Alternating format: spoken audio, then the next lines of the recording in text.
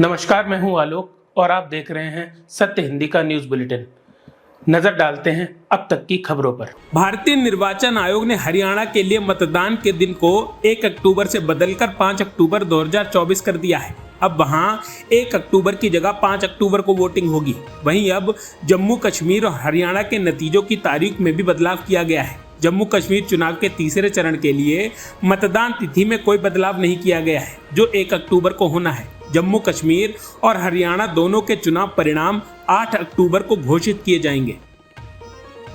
चुनाव आयोग की ओर से जारी नोटिफिकेशन में कहा गया है, सबसे बड़ी संख्या में लोगों को मतदान के अधिकार से वंचित किया जा सकता है और हरियाणा विधानसभा में आम चुनाव में मतदाताओं की भागीदारी कम हो सकती है।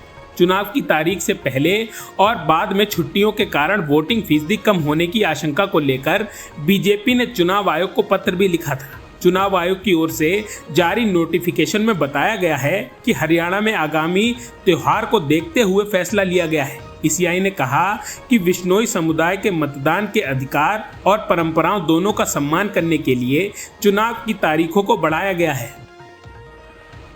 जम्मू कश्मीर में टिकट बंटवारे के बाद बीजेपी में उठा तूफान तमाम डैमेज कंट्रोल के जतन के बाद भी थमने का नाम नहीं ले रहा है। जम्मू में अब इस्तीफों का दौर शुरू हो गया है। इसी बीच बीजेपी के 2 और नेताओं ने पार्टी से बाहर होने से पार्टी को झटका लगा है। हिंदुस्तान टाइम्स की रिपोर्ट के मुताबिक विधानसभा चुनाव से पहले शनिवार को जम्मू कश्मीर बीजेपी में लंबे समय से काम करने वालों को दरकिनार करने का आरोप लगाते हुए भाजपा से सांबा जिला अध्यक्ष कश्मीर सिंह ने पार्टी की प्राथमिक सदस्यता से इस्तीफा दे दिया है। इसके अलावा बीजेपी नेता और पूर्व मंत्री सुरजीत सिंह सलाथिया ने अपना इस्तीफा सौंप दिया है।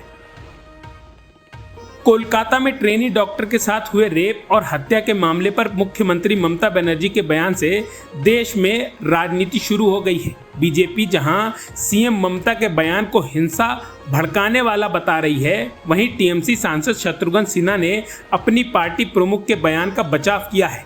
शत्रुघ्न सिन्हा ने कहा, जहां तक मैं अपनी दीदी को जानता हूं, उन्होंने जो कहा है वह बहुत परिपक्व बात थी। उनका मतलब यह था कि अगर वे कोलकाता की घटना पर लोगों को भड़काने की कोशिश कर रहे हैं, जिनकी सुनवाई सुप्रीम कोर्ट में हो रही है और सीबीआई इसकी जांच कर रही है, तो इसका असर सिर्फ पश्चिम बंगाल तक ही सीमित नहीं रहेगा।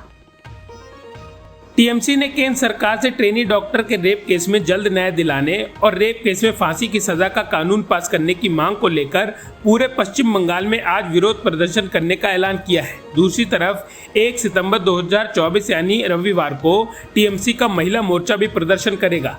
ममता बनर्जी की केंद्र सरकार से मांग है कि देश में रेप के खिलाफ सख्त कानून बने। उन्होंने कहा था कि वे विधानसभा में ऐसा कानून लाएंगी जिससे रेप केस में पीड़िता को 10 दिन में न्याय मिलेगा और अगर बिल को राजभवन में पारित नहीं किया गया तो वे वहां भी प्रदर्शन करेंगी। प्रधानमंत्री के शिवाजी महाराज की प्रतिमा ढहने को लेकर माफी मांगने के सिलसिले में अब शिवसेना नेता उद्धव गुट का बयान सामने आया है। उद्धव गुट के नेता संजय राउत ने कहा, यह राजनीतिक माफी है। प्रधानमंत्री ऐसा सोचते हैं कि हम माफी मांगकर छूट जाएंगे, लेकिन इससे छत्रपति शिवाजी का जो अपमान हुआ है, क्या उसकी भरपाई हो जाएगी? उन्होंने कहा, प्रधानमंत्री ने देश को इतना झूठ बोला है, उस पर उनको रोज माफी मांगनी पड़ जाएगी, लेकिन वे माफी नहीं मांग पाएंगे। छत्रपति शिवाजी महाराज के मामले में महाराष्ट्र किसी को माफ नहीं करता है।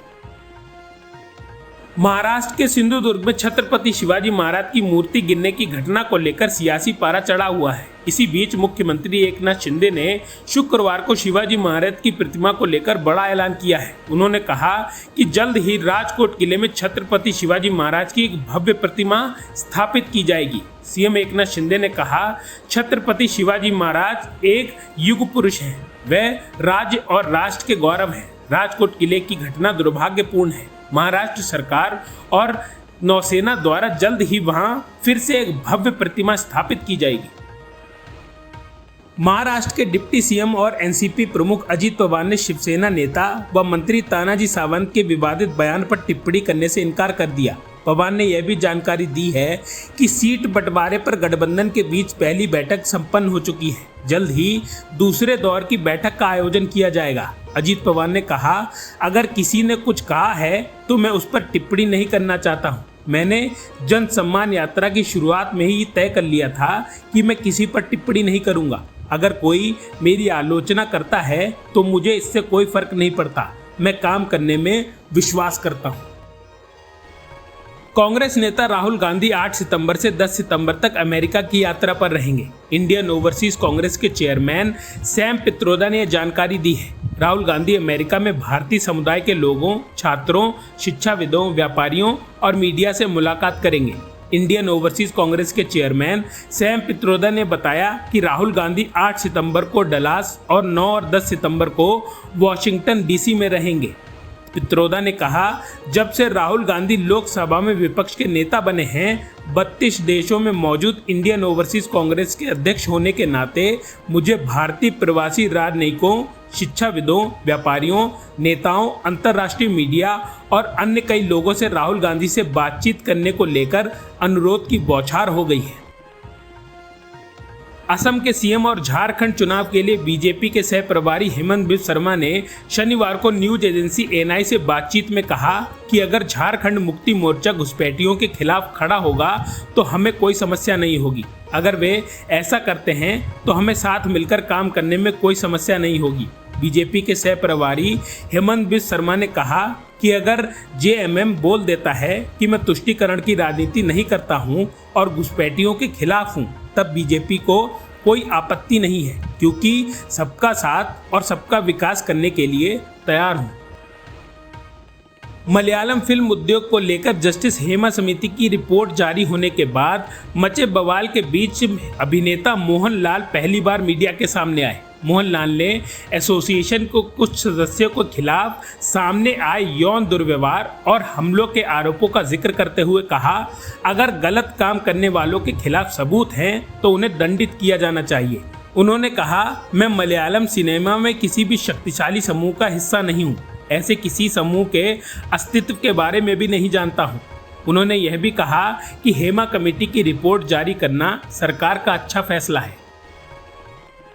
मध्य प्रदेश सागर से भाजपा सांसद लता वानखेड़े और उनके कार्यकर्ताओं का वीडियो सोशल मीडिया पर खूब वायरल हो रहा है। दोनों की बातचीत में जो सामने आया है उससे सब हैरान हैं। दरअसल वीडियो में कार्यकर्ता अपने सांसद से ये बोलता हुआ नजर आ रहा है कि चुनाव जीतने के लिए फर्जी मतदान किया। एक कार्यकर्ता ने कहा कि अगर जेल भी जाते हैं तो जाएं। वहीं दूसरे कार्यकर्ता ने कहा कि उसने खुद 15 वोट डाले। एक भाजपा नेता ने तो यहां तक कहा कि उसने लोकसभा चुनाव के दौरान 13 मतदान केंद्रों पर कांग्रेस के एजेंट नहीं बैठने दिए। मामले पर सफाई देते हुए विधायक प्रतिनिधि भंडारी का कहना था कि लटेरी में कांग्रेस का संगठन ही नहीं है। हमें मतदान केंद्रों पर बैठने के लिए एजेंट तक नहीं मिले। फर्जी मतदान की बात पर उन्होंने कहा, ऐसा किसने बोला है, उन्हें जानकारी नहीं है। वीडियो वायरल होने के बाद लटेरी ब्लॉक कांग्रेस कमेटी के पदाधिकारियों ने लटेरी थाना प्रभारी को एक आवेदन सौंपा, जिसमें विधायक प्रतिनिधि सहित अन्य भाजपा नेताओं पर फर्जी मतदान करने का प्रकरण दर्ज करने की मांग की है। कांग्रेस ने शनिवार को कहा कि बनारस में बीएचयू की छात्र के साथ गैंगरेप करने वाले भाजपा आईटी सेल के 2 पदाधिकारी जेल से छूट गए हैं। खबरों के मुताबिक जब ये जेल से बाहर आए तो जश्न मनाया गया और धूमधाम से इनका स्वागत किया गया। कांग्रेस का कहना है कि जब जानते हैं कि गैंगरेप करने वाले बीजेपी आईटी सेल के ये पदाधिकारी अपनी पार्टी का बड़ा कद रखते हैं, इनकी तस्वीरें मोदी, योगी, जेपी नड्डा और बीजेपी के बड़े नेताओं के साथ मौजूद है। ये पूरी घटना नरेंद्र मोदी और बीजेपी के कथित महिला सुरक्षा के ढोंग का पर्दाफाश करती है। पंजाब हरियाणा के शंभू, खनौरी और रतनपुरा बॉर्डर पर बैठे हुए किसानों को शनिवार 31 को 200 से ज़्यादा दिन हो गए। ओलंपियन विनेश फोगाट ने शंभू बॉर्डर पर किसानों के एक कार्यक्रम में शनिवार को भाग लिया। विनेश ने इस मौके पर कहा, किसानों को यहाँ बैठे हुए 200 दिन हो गए हैं। यह देखना दुखद है। वे सभी इस देश के नागरिक हैं। किसान देश चलाते हैं। इनके बिना कुछ भी संभव नहीं है, यहाँ तक कि एथलीट भी नहीं। अगर वे हमें खाना नहीं खिलाते हैं तो हम मुकाबला नहीं कर पाएंगे। उन्होंने कहा, सरकार को उनकी बात सुननी चाहिए। उन्होंने पहली बार अपनी गलती स्वीकार की थी। उन्हें अपने वादे पूरे करने चाहिए। अगर लोग इस तरह सड़कों पर बैठे रहेंगे तो देश प्रगति कैसे करेगा। पश्चिमी इराक में इस्लामिक स्टेट पर बड़ा एक्शन हुआ है। वहां पर अमेरिका और इराक की फौज की रेड में लगभग 15 ऑपरेटिव्स को मार गिराया है। यह जानकारी शनिवार को सेंटकॉम के हवाले से न्यूज एजेंसी APF की ओर से दी गई है। रिपोर्ट के मुताबिक अमेरिका और इराक के सैनिकों ने यह कार्रवाई इराक के अनबर रेगिस्तान में की है। यह जॉइंट ऑपरेशन अमेरिका और इराक के बीच एक महत्वपूर्ण भागीदारी को दर्शाता है, क्योंकि अमेरिका सेना इराक और सीरिया में अपने क्षेत्रीय नुकसान के बाद इस्लामिक स्टेट समूह के खिलाफ लगातार प्रयास कर रही है। मौसम विभाग यानी IMD ने आज गुजरात में भारी बारिश की भविष्यवाणी की है। राज्य की कई हिस्सों में लगातार हो रही बारिश से भीषण तबाही मची हुई है। कई शहरों में बाढ़ की स्थिति बन गई है। हाल के दिनों में पूर्व मध्य गुजरात में 105% से अधिक बारिश हुई है। इसी बीच चक्रवाती तूफान आसना ने डर से रेड अलर्ट जारी किया गया है। बता दें कि गुजरात में अब तक 32 लोगों से ज्यादा लोगों की मौत हो चुकी है। 12,000 लोगों को रेस्क्यू किया जा चुका है। अब तक की खबरों में बस इतना ही। आगे की खबरों के लिए बने रहिए सत्यहिंदी.com पर।